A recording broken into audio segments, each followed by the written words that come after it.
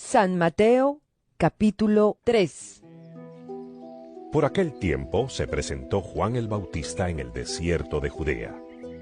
En su proclamación decía: Vuélvanse a Dios, porque el reino de los cielos está cerca.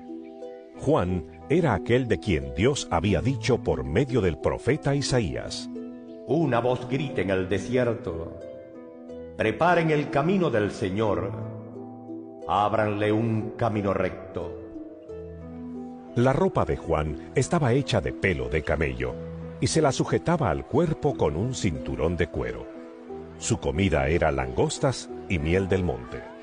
La gente de Jerusalén y todos los de la región de Judea y de la región cercana al Jordán salían a oírle. Confesaban sus pecados y Juan los bautizaba en el río Jordán. Pero cuando Juan vio que muchos fariseos y saduceos iban a que los bautizara, les dijo: ¡Raza de víboras!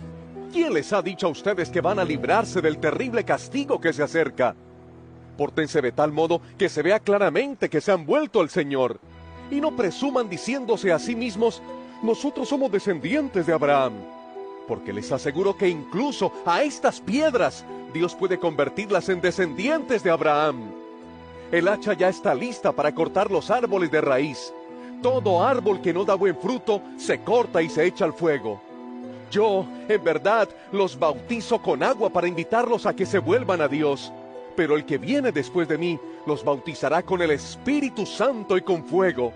Él es más poderoso que yo, que ni siquiera merezco llevarle sus sandalias.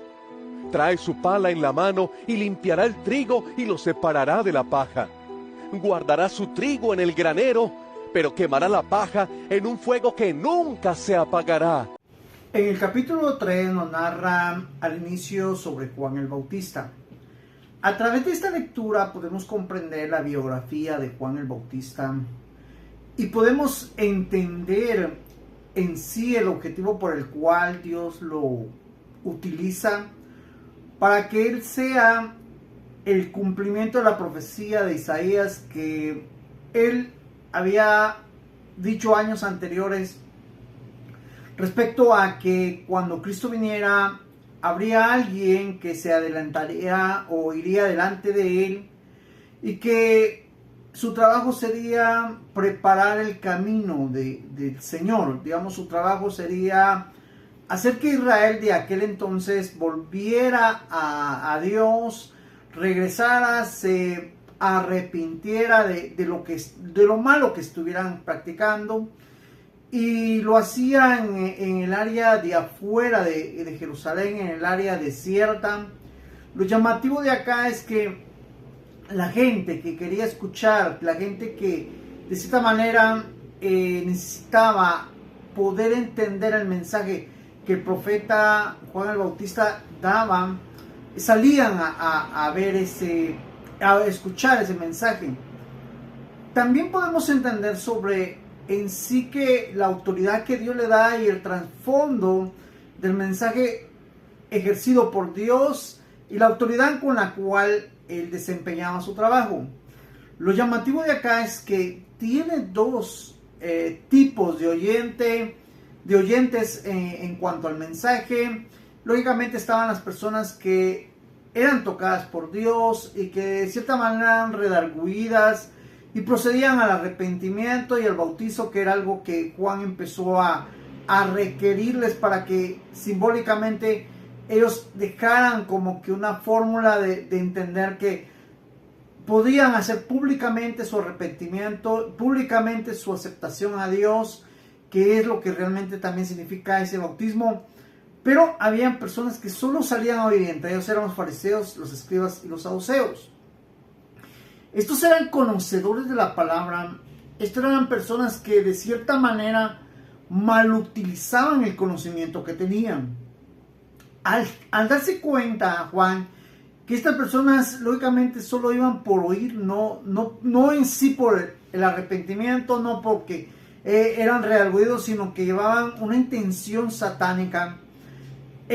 Juan los confronta y los llama víboras, les llama porque realmente la astucia y la forma en que ellos se desenvolvían, no solo con el conocimiento que tenían, sino la forma en que lo hacían y de cierta manera, en vez de proceder o aprovechar ese conocimiento para acercarse más a Dios, sino que lo hacían como de una manera satánica, de cierta manera podríamos decir perversa, que es la verdadera palabra.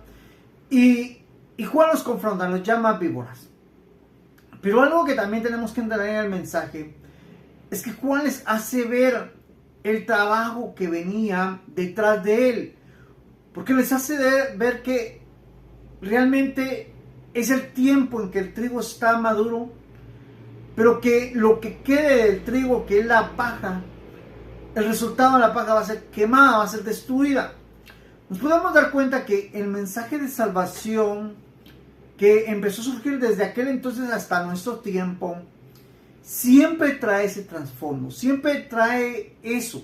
Y es necesario que nosotros lo empecemos a ver, porque tenemos que entender en qué bando de oyentes estamos, si lo queremos traer a nosotros hoy en día.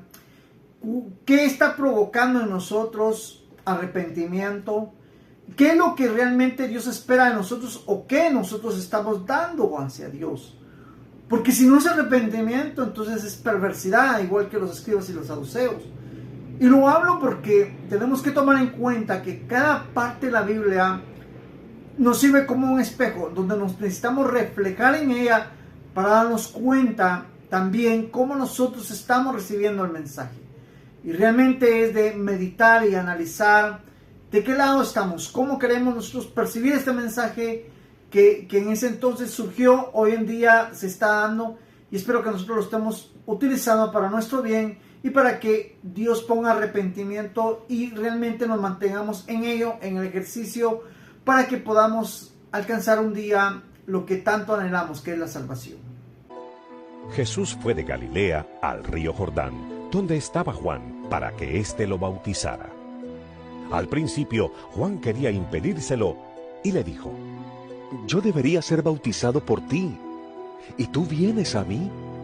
Jesús le contestó: Déjalo así por ahora, pues es conveniente que cumplamos todo lo que es justo ante Dios.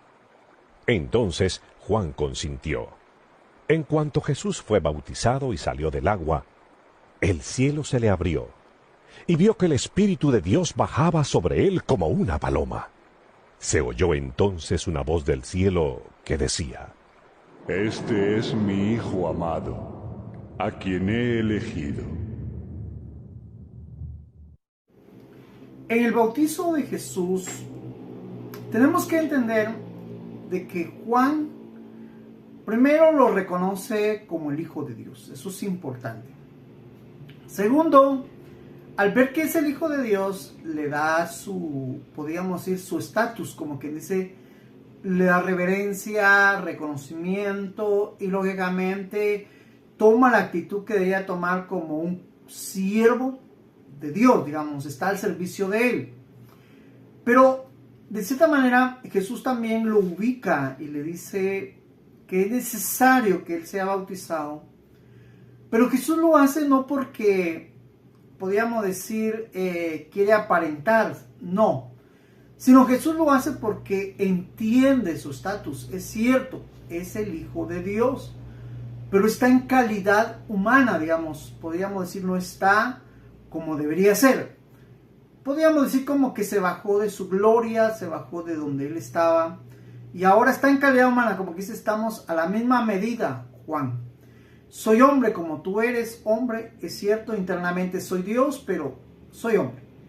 Por lo mismo, al ser hombre, no me puedo valer, podríamos decir, como que Jesús no se quiso valer de su naturaleza divina, sino que reconoce su estatus como hombre y actúa como hombre y dice, es justo hacer lo que Dios demanda hacer, y que era ser bautizado.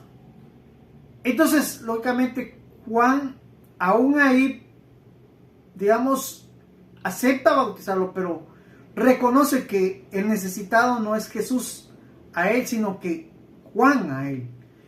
Y realmente eso es algo que explicaba hace un momento, ¿verdad? Porque nosotros como siervos podemos cometer errores. Es más, dentro de cierta mala interpretación, yo la manejo así, en cierta mala interpretación creemos que un apóstol es más que un profeta, y que un profeta es más que un evangelista, y que un evangelista es más que un pastor, y que un pastor es más que un miembro o un maestro o cualquier otra persona, digamos.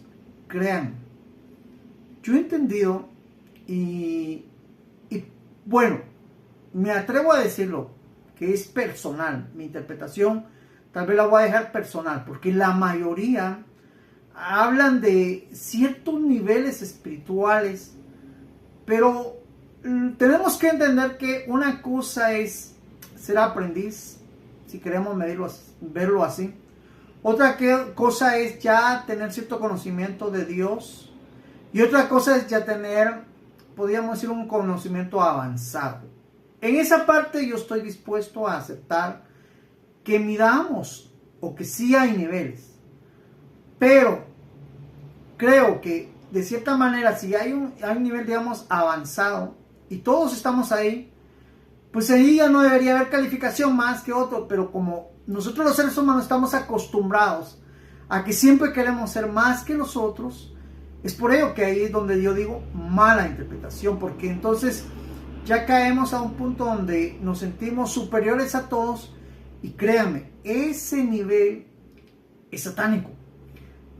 Tenemos que darnos cuenta que Satanás llegó a sentirse similar a Dios, y por eso creyó que podía tomar el lugar de Dios. Entonces hay que manejarlo con mucho cuidado, esa parte hay que saberla entender. Y créanme, acordemos que la Biblia dice que el mayor serviría a todos, como que dice, quiere ser mayor, debe servir a todos. No significa que por ser mayor te van a servir todos, sino que es a la inversa. Entonces, cuando entendemos esa parte, lo vamos a ver más adelante, siempre aquí en el Evangelio de Mateo, cuando entendemos eso, se van a dar cuenta que lo que yo digo, interpretación personal, es que todos estamos al mismo nivel delante de los ojos de Dios. Enriqueciendo un poco más lo que nos enseña esto que le hemos leído, y que por cierto, perdón, me lo estaba saltando, era el reconocimiento que el cielo, que Dios Padre le dio a Cristo al declararlo como su Hijo. Eso realmente es tan esencial o tan fundamental, ya que hoy en día el ser humano que rechaza a Cristo cree que la Biblia es un libro de cuentos. La pregunta es, si es un libro de cuentos, ¿por qué es prohibida en muchos países? ¿Y por qué los cuentos como Blancanieves, varios cuentos que hay, eso sí pueden circular, pero la Biblia no, porque son cuentos? Entonces hay varias cosas que realmente nos dejan de cierta manera como que, ¿por qué pasa eso?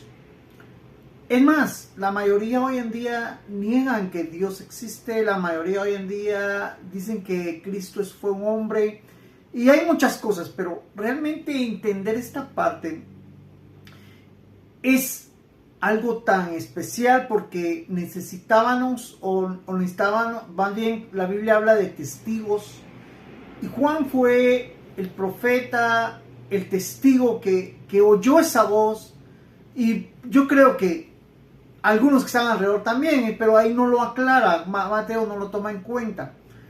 Pero vamos a que necesitamos entender eso y poder darnos cuenta que esa confirmación del cielo es necesaria leerla, es necesaria, si hay dudas en nosotros, orarle a Dios para que Él de alguna otra manera haga que esa palabra sea un rema, sea una palabra que realmente nos ayude a poder comprender y creer realmente y fundamentar la fe que Dios requiere que debemos de tener con Jesucristo, el camino, la verdad y la vida. Y si muchos no quieren creer, pues está bien, no crean, pero empeñémonos en que nosotros sí creamos que Él es el camino y la verdad y la vida.